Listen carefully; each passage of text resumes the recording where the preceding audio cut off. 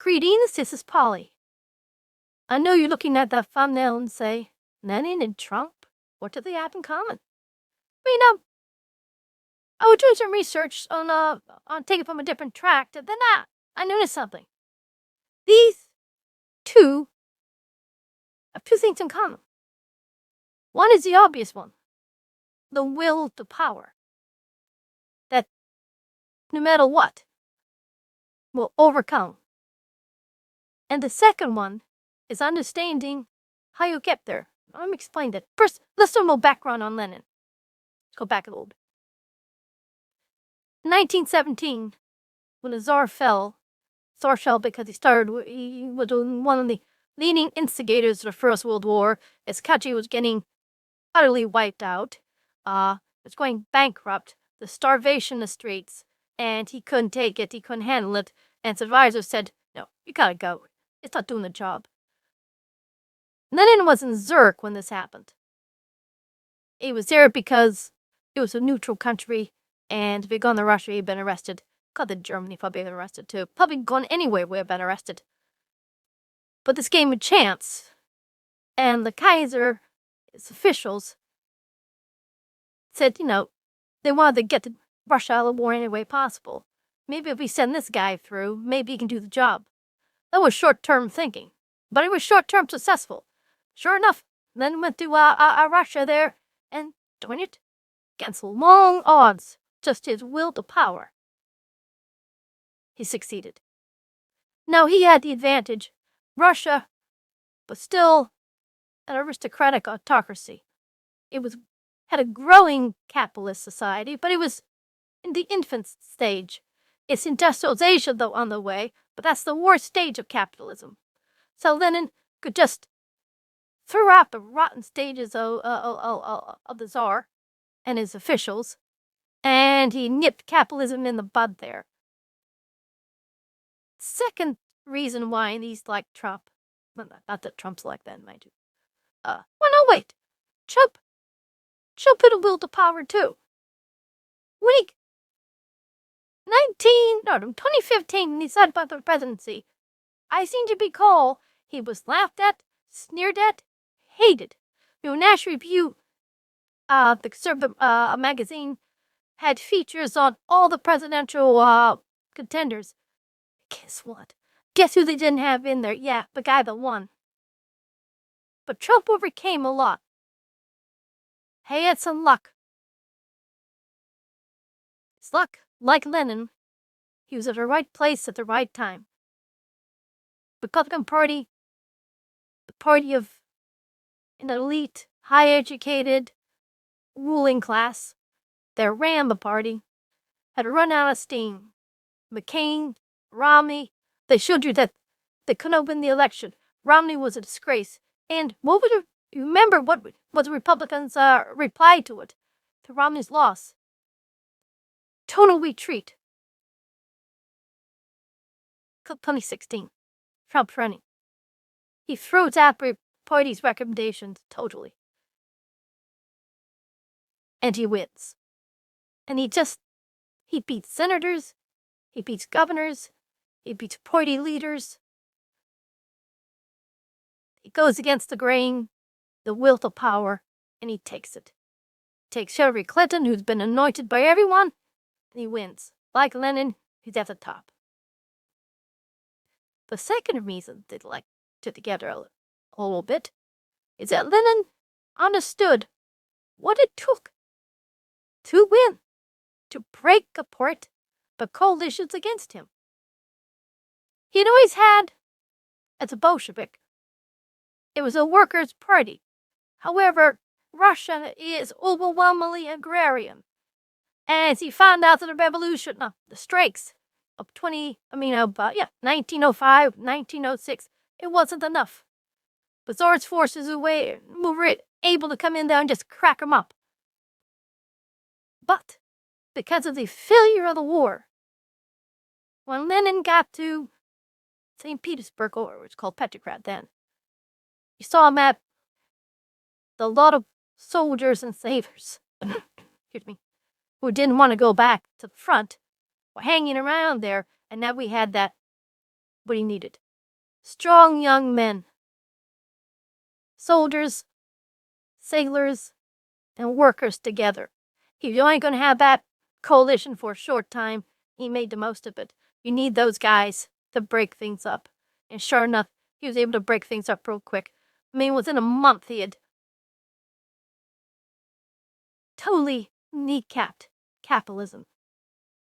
He nationalized all property, all savings, got rid of the landlords, whole works. Trump, too, realized something that McCain's, Romney's didn't understand. But the Democrats don't understand. Oh, they used to, but they don't anymore. You need those white males, and yeah, females too. They're the ones that are the soldiers. They're the technicians. They're the plumbers, the electricians. They're way working class.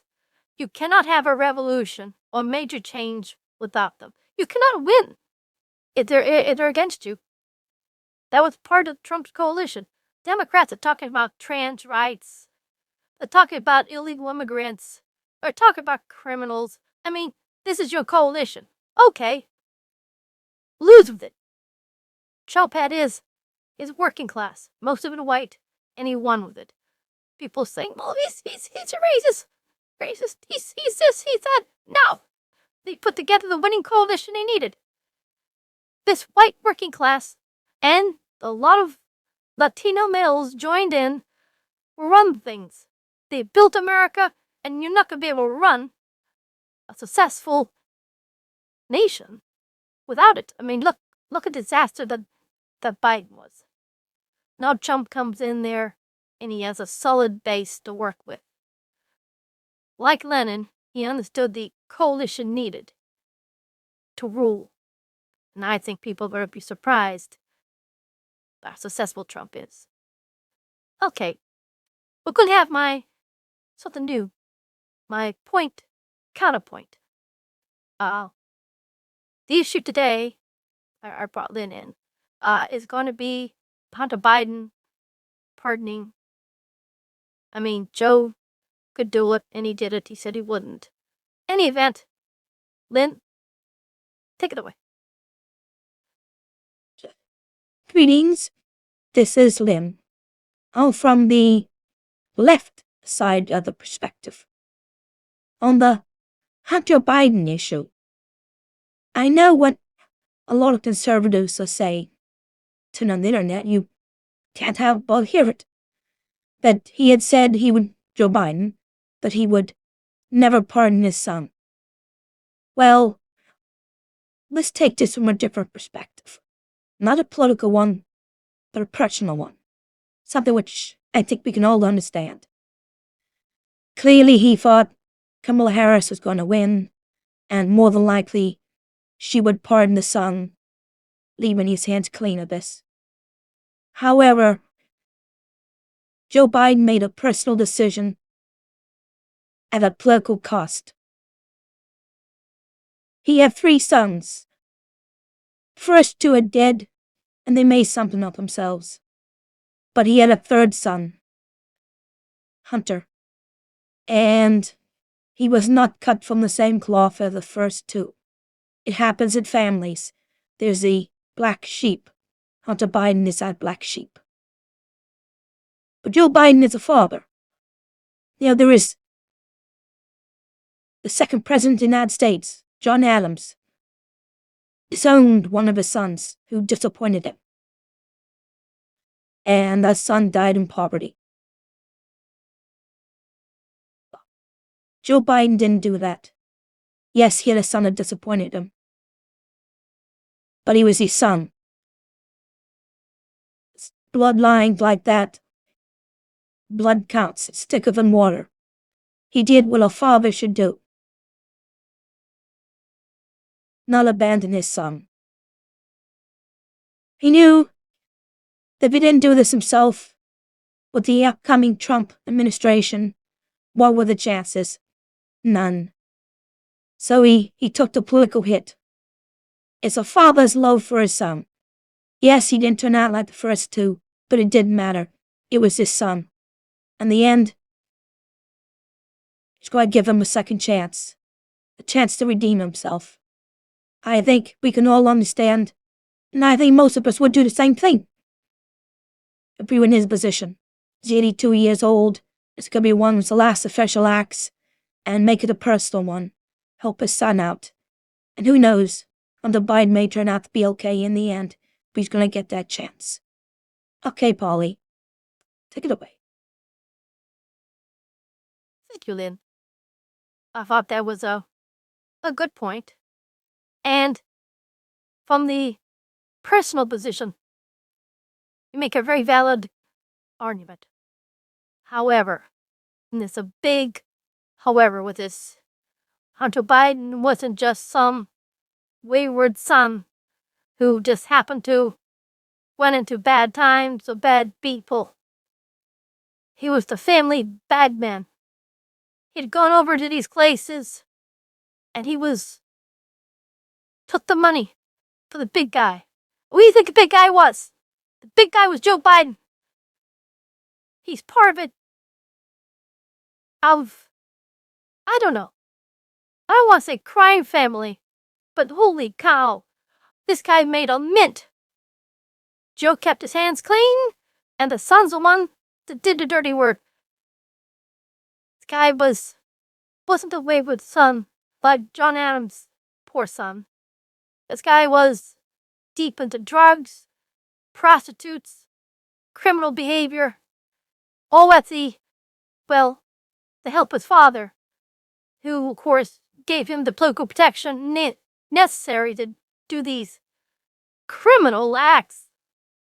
No freebie here. He had said, Joe Biden, that he would not pardon his son. Okay. I understand why he did, but it may not just be for a father's love, but rather make sure the son doesn't put the finger at him, because he made a fortune with this guy. Off the Ukrainians, Russians, Chinese, God knows who else. He was the bag man for the family. You gotta look at it that way. This wasn't a personal, it's also a political decision. Well, that's Joe Biden. He can do what he wants. Okay. But there's another side to this coin, Lynn. If Hunter Biden is fair game to pardon, is it the January 6th people? Even more so? They weren't drug users, bagmen, or things like that. A lot of those January 6th people just trespassed in the Capitol. Some may broken some windows of things, but surely being in prison this long as they have is more than enough for those folks to get. Donald Trump has supported them. I say good. That's why I believe, too. I think these men were patriots, and they were hounded by the FBI. That needs to be looked into. Okay. Joe pardoned his son. He's a president of the United States. He could do that. Donald Trump could pardon the January 6th people. He's president of the United States, and he can do that. Polly out. Let me wrap it up here by telling you something that, to me, was very embarrassing. For my 100th video, I had it done in 3 stages.